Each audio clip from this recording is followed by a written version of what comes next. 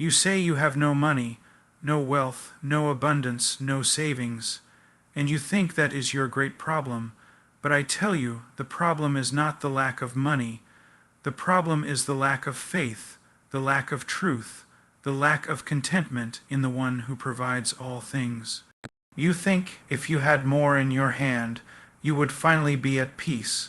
No, you would only be the same person with a heavier pocket and an emptier soul. You see, the world has deceived you. It has told you that success is measured by the number in your account, by the car you drive, by the size of the house you live in. But that is not truth. That is a lie whispered from the pit. Because what does it profit a man to gain the whole world and yet lose his own soul? What good is wealth if it turns your heart into stone, if it blinds you to mercy, if it chains you to fear? Some of you say, but I am trying. I work hard. I do everything right, and still there is not enough. Maybe that is the very reason, because you are trusting in your work, not in your God. You have built your confidence on your effort, not on His grace. You have looked at the empty wallet and thought, this is the measure of my worth. No, the measure of your worth was decided long before you ever held a coin. It was written in blood. Do you think the Creator of heaven and earth is bound by your bank balance? Do you think He is powerless to provide? No. The issue is not His provision. It is your heart. You have allowed fear to sit on the throne where faith should reign. You have bowed to worry instead of to wisdom, and now you wonder why there is no peace, no joy, no confidence. Let me tell you something. If you lose everything, but you still have character, integrity, and faith, then you have lost nothing that truly matters. But if you gain the whole world and your heart grows cold, if you can buy anything but cannot pray with sincerity, if you can fill your house but cannot lift your eyes to heaven, then you are the poorest of all. So do not say, but no money, big problem. No, say, but no faith, bigger problem. Because when faith is alive, you will find a way. You will labor with joy. You will give even in lack. You will rise each morning knowing that your Father still reigns. And when He reigns, lack is not defeat, it is training. Poverty is not punishment, it is purification. It is the furnace where greed burns away and gratitude is born. So stop fearing the empty hand. The same hand that is empty can be lifted in praise. And when you lift it, heaven will see not your poverty, but your trust. True poverty is not the lack of money, but the lack of faith and contentment in God. Wealth without faith leads to emptiness. This truth is one that pierces through every culture, every generation, and every heart that has ever chased after something to fill the ache inside. Men and women run their whole lives chasing after wealth, power, recognition, comfort, believing that if only they could have enough, they would finally rest. But the tragedy is that when they finally arrive, when they finally hold what they thought would make them whole, they find the same emptiness still echoing in their chest. Because money, no matter how much of it you hold, cannot heal the human heart. You see, the poor man without faith looks at his empty hand and despairs, but the rich man without faith looks at his full hand and still despairs. One cries because he has nothing to eat, the other cries because nothing he eats can satisfy him. Both are poor, not because of the number in their accounts, but because of the state of their hearts. And that is the great deception of our time. We have confused abundance with blessing, comfort with contentment, and success with meaning. Faith is not some abstract feeling that lives in the clouds. It is the firm assurance that God is who He says He is, and that He provides all that is truly needed. Faith teaches a man to see beyond what is visible, to look past the hunger, the bills, the uncertainty, and to believe that there is a purpose, a plan, and a provider who does not fail. When that faith is gone, poverty moves in like a shadow, no matter how rich the man may seem. Because without faith, there is no anchor for the soul. Without faith, everything becomes temporary, fragile, and meaningless. Contentment is the fruit that grows from that faith. It is not laziness or resignation. It is the quiet strength of a soul that knows it is safe even when the storm rages. The man of contentment can sit in a small room, eat a simple meal, and still sing with gratitude because his heart is rich toward God. The discontent man can dine at a table of gold, surrounded by servants and music, and still feel hollow. The difference between them is not their circumstance, but their source of joy. Wealth without faith becomes a curse disguised as a blessing. It whispers lies of independence. You don't need anyone. You don't need to pray. You don't need to depend.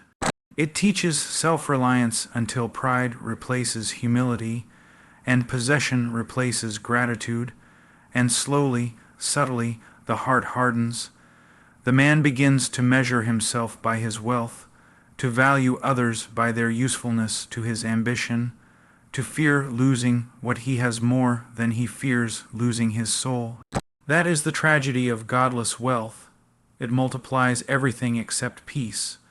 When faith and contentment are missing, life becomes an endless competition. You begin to look at what others have, not to rejoice, but to resent. Envy takes root. Anxiety grows. You fear the future because you believe that your security depends on your strength. And since no human strength lasts forever, fear becomes your constant companion. You might appear successful on the outside, confident, respected, envied, but inside you are restless, always running, never arriving. That is the poverty of the spirit that no amount of luxury can cure.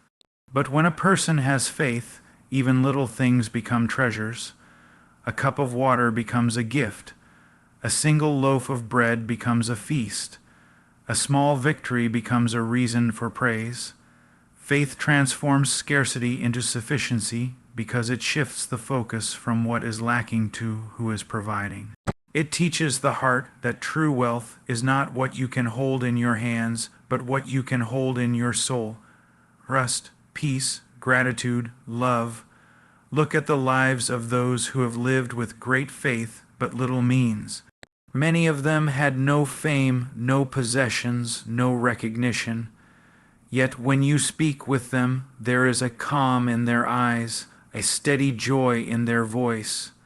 They are not anxious about tomorrow because they know who holds tomorrow. They are not bitter about their lack because they see every breath as grace. They do not measure their value by what they own, but by who owns them. That is true richness. Now look at the faces of those who seem to have everything. The world celebrates them. They have the clothes, the cars, the applause. Yet behind closed doors, many of them are tormented by emptiness. They cannot sleep without pills. They cannot find rest without distraction. They travel the world, searching for meaning, yet they cannot escape the quiet voice that whispers, "Is this all?" Because their wealth has given them everything they wanted, except the one thing they needed, peace. The heart without faith is like a well without water. It may be deep, it may be decorated, but it cannot give life. Faith fills the soul with living water. It reminds you that you were not created to store up treasures that rust and decay, but to seek the eternal. It frees you from the tyranny of more. Without it, you will always want. With it, you will always have enough. Contentment is not the denial of need. It is the discipline of trust. It is saying, even if I lack today, I believe that God is still good. Even if the harvest fails, I will still praise Him. That is not foolishness, that is strength. Because when your contentment is rooted in God, no circumstance can take it away. Poverty cannot destroy it. Wealth cannot inflate it. Loss cannot shatter it. It is steady because its foundation does not move. Many people believe that if they could just escape poverty, their hearts would be healed. But what they fail to see is that poverty itself is not the enemy. Faithlessness is. Some of the most miserable people in history have been those who had everything, yet felt nothing. They spent their lives gathering, building, collecting, only to discover that they were gathering dust, building emptiness, and collecting regrets. True poverty is the moment a person no longer believes that life has purpose beyond the material. When you stop seeing the eternal, when you stop trusting the unseen, you become a prisoner of what you can touch, and what you can touch will always fade. The bank account will empty, the body will weaken. The house will crumble, but the soul, that is eternal, and to neglect it in the pursuit of temporary things is the greatest poverty of all. A man with no money but great faith can walk through life with his head high. He knows that his worth is not defined by others' opinions or by material success. He can work humbly, love deeply, and sleep peacefully. He can lose everything and still be rich, because what he values cannot be stolen. His riches are not in his hands but in his heart. But the man with wealth and no faith lives in constant fear. He fears loss, he fears change, he fears death. He builds walls around his possessions, yet those walls become his prison. He trusts in the fleeting and forgets the eternal, and when all fades, he realizes too late that he traded eternal treasure for temporary comfort. Faith teaches you to see money as a tool, not a master. It reminds you that you are a steward, not an owner. Everything you have was given, and everything you have can be taken. That truth humbles the proud and comforts the humble. It teaches you to give freely, to bless others, to live with open hands. Because when your security rests in God, generosity becomes joy, not sacrifice. When faith fills the heart, money loses its power to define you. You no longer need wealth to feel valuable, nor poverty to prove your humility. You live with balance, with gratitude. You can work hard and still rest, plan wisely and still trust. You can bless others without fear of lack. You can celebrate another's success without envy. That is the freedom faith brings, the freedom to live above the material, not enslaved to it. And when contentment follows faith, it brings a peace that confuses the world. People will look at you and ask, "How can you be calm when you have so little? How can you be joyful when life is so uncertain?" And you will answer, not with pride, but with peace, because my worth is not in what I own. My security is not in what I see. My hope is not in this world. That kind of testimony is more powerful than any sermon. It is the living proof that faith is wealth beyond measure. The danger of wealth without faith is subtle. It does not destroy suddenly. It corrodes slowly. It replaces dependence with arrogance, compassion with competition, gratitude with greed. It blinds the eyes to eternity and binds the heart to earth. A man may have everything and still be starving for meaning. He may buy comfort but never find rest, purchase pleasure but never experience joy, collect possessions but never feel secure. That is the emptiness of a heart that worships gold instead of God.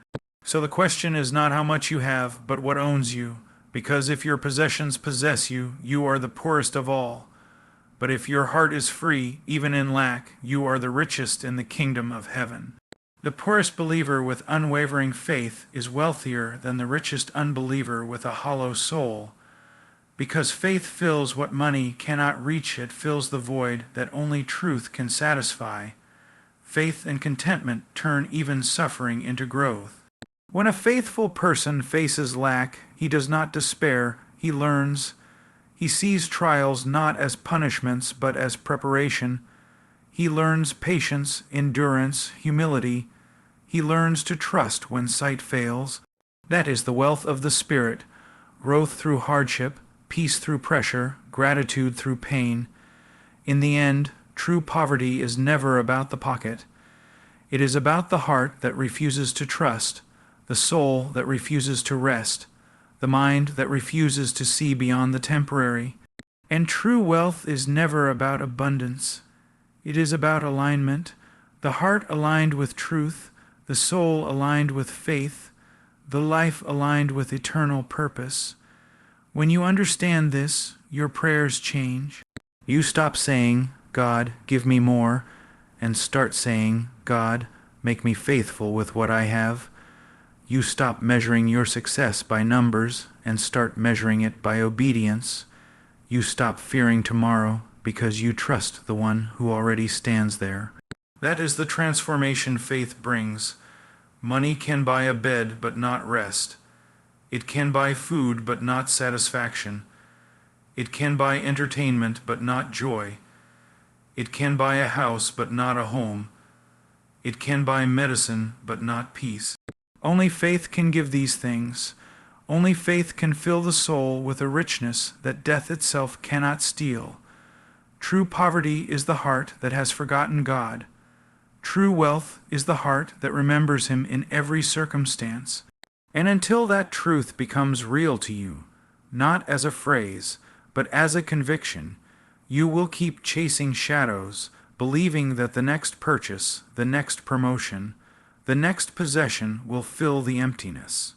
But when you finally see that contentment flows not from ownership but from trust, you will be free, really free to live, to give, and to rest, knowing that your worth is not in what you hold, but in who holds you. Material lack is not defeat. It is a test that purifies the heart, teaching trust, gratitude, and dependence on divine provision. There are seasons in life when the cupboards are empty, when the bills stack higher than the income, when your plans collapse and you can no longer rely on what once seemed secure. In those moments, the temptation is to believe that you have failed, that God has forgotten you, that life has turned its back on you, but that is not the truth.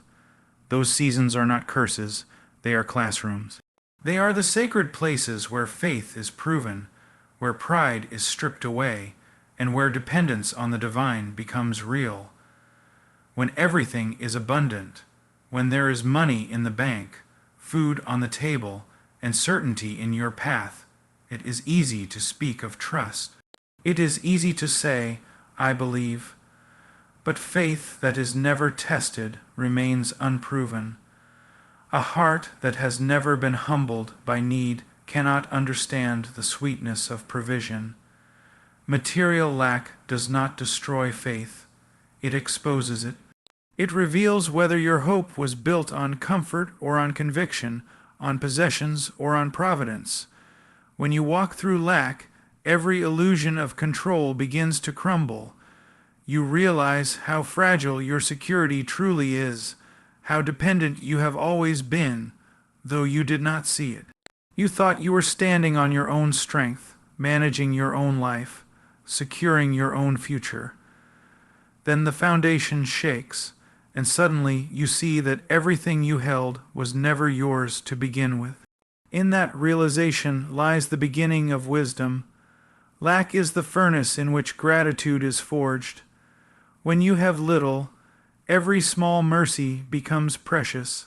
A meal shared with friends, a stranger's kindness, a simple day of peace, these things become treasures, not because they are grand, but because your eyes have learned to see their worth. Gratitude grows best in the soil of humility, and humility is learned in seasons of scarcity. When you have been without, you learn never to take for granted what you have. But more than gratitude, lack teaches trust. True trust is not believing that God will give you everything you want. It is believing that He will sustain you even when He doesn't. It is learning to say, "Even if I do not see the answer, I know He is faithful." Trust is not built in abundance. It is built in emptiness. It is in the silence after your prayers that trust takes root. It is in the waiting, the uncertainty, the unanswered questions that your soul learns to cling to what is unseen. Material lack can strip you of comfort, but it can also strip you of pride. It humbles the heart that has grown arrogant. It softens the spirit that has grown self-reliant. When you have nothing left to boast in, you finally begin to boast in grace.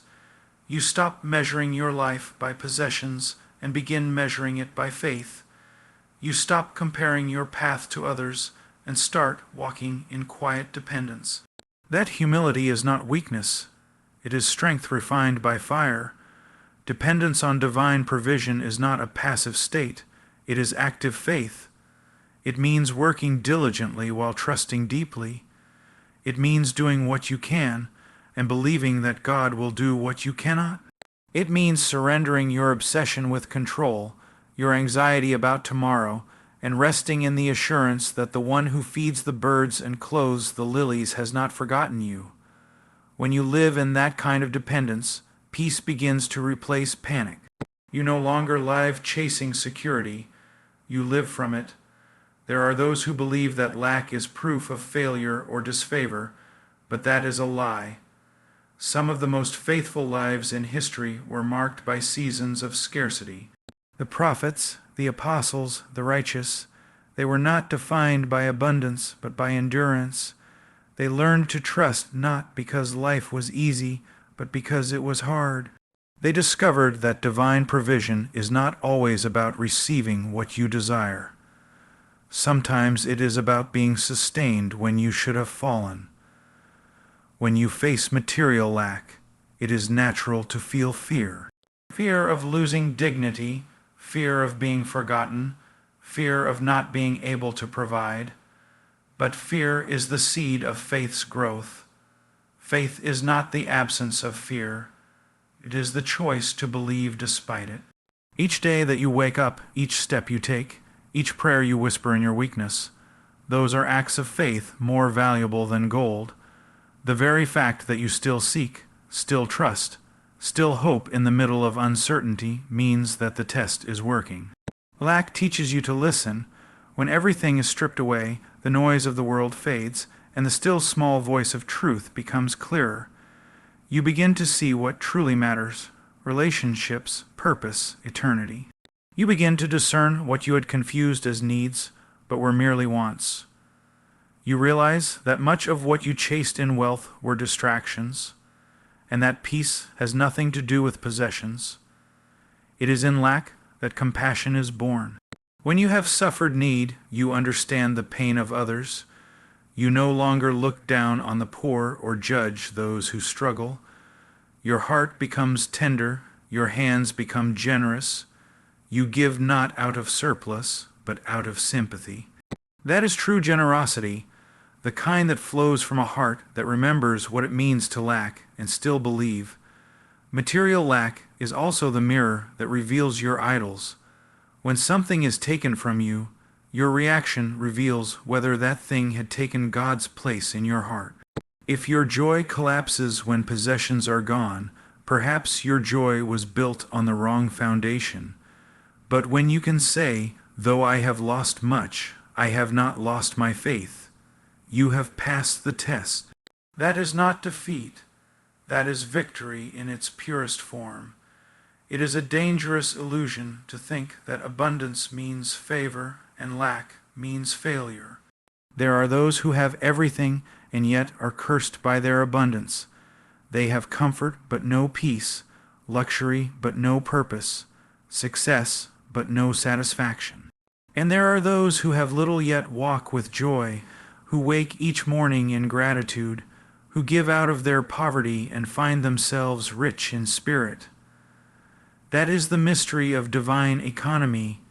In heaven's eyes, it is not the full hand that is blessed, but the faithful heart. Lack also redefines your relationship with time. When everything is comfortable, you rush. You live distracted, always pursuing the next thing. But when you are brought low, time slows. You begin to notice moments: the sound of laughter, the quiet of prayer, the warmth of sunlight. You realize that joy is not found in excess, but in presence.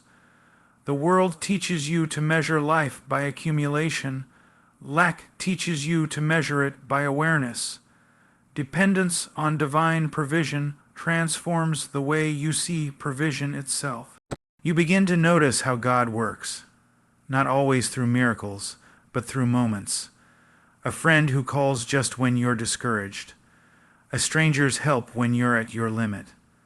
A sudden opportunity that opens after months of waiting. These are not coincidences. They are reminders that even when you cannot see the path, you are not walking it alone. Gratitude born in lack is deeper than gratitude born in abundance. The one who has had to wait for provision cherishes it more. The one who has learned to live with little treasures what others overlook. That kind of gratitude becomes a shield against bitterness. It protects the heart from envy. It teaches you to celebrate what others call small because you know what it means to have nothing. And as the test of lack continues, something powerful happens. Your desires begin to change. You no longer crave luxury, you crave peace. You no longer measure success by wealth, you measure it by faithfulness. You no longer pray for more things, you pray for a stronger heart. The test purifies not just your situation, but your soul. It refines your motives, your perspective, your purpose. It burns away greed and leaves behind gratitude. Those who have walked through lack and remained faithful become pillars for others. Their stories carry weight. When they speak of trust, it is not theory, it is testimony. They can say, I have been there, I have seen the bottom, I have wept, and I have waited, and I can tell you He provides. Their lives become living sermons of perseverance. They prove that dependence is not disparate as dignity. Lack also draws you closer to community. When you have need, you are reminded that you were never meant to live in isolation. You learn to receive help without shame, to ask without pride. You discover that divine provision often comes through human hands, and in that humility, love grows. People become instruments of grace to one another. That is the beauty of dependence. It turns individuals into family. There is a deep peace that only those who have walked through lack can understand. It is the peace that comes when you have seen everything fall apart and yet found that you were still held. When you realize that even in your lowest moment, you were never forsaken. That peace cannot be purchased, cannot be learned in abundance. It can only be lived in trust. Every test of lack is temporary, but its lessons are eternal. You may lose possessions, but you gain perspective. You may lose comfort, but you gain character. You may lose certainty, but you gain faith. And faith, true faith, is worth more than all the riches of the world. Because when you have faith, you can face anything. You can walk through darkness and still see light. You can suffer loss and still sing. Material lack teaches you that defeat is not when you have nothing. It is when you stop believing. The greatest loss is not the loss of things, but the loss of hope. And so, when you stand in the middle of lack and still lift your voice in gratitude, when you still show kindness, when you still trust, you are not defeated. You are victorious. You have overcome the pull of fear, the temptation of despair, the lie of self-reliance. You have learned to depend on what cannot fail. There will come a day when abundance may return, when provision overflows again. But if you have learned the lessons of lack, you will no longer be enslaved to abundance. You will hold it lightly, give it freely, and use it wisely, because you will remember the wilderness, and you will know that even in hunger you were fed. Even in want you were sustained. Even in silence you were not alone. Material lack, then, is not defeat. It is the holy fire that refines the soul, burning away everything that cannot last. It reveals who you are and what you truly believe. It does not come to destroy, but to deepen, to build a faith that can withstand both drought and abundance, both scarcity and plenty. It is the gentle but firm hand of divine mercy, shaping you into someone who no longer depends on circumstances, but on the one who controls them. In the end, those who have been tested by lack and purified by faith walk with a quiet strength. They no longer fear tomorrow. They no longer cling to possessions. They live in gratitude, walk in trust, and rest in dependence. They have discovered the secret the world cannot understand, that true wealth is not found in having more, but in needing less, because the heart that depends on divine provision has already found everything it will ever need.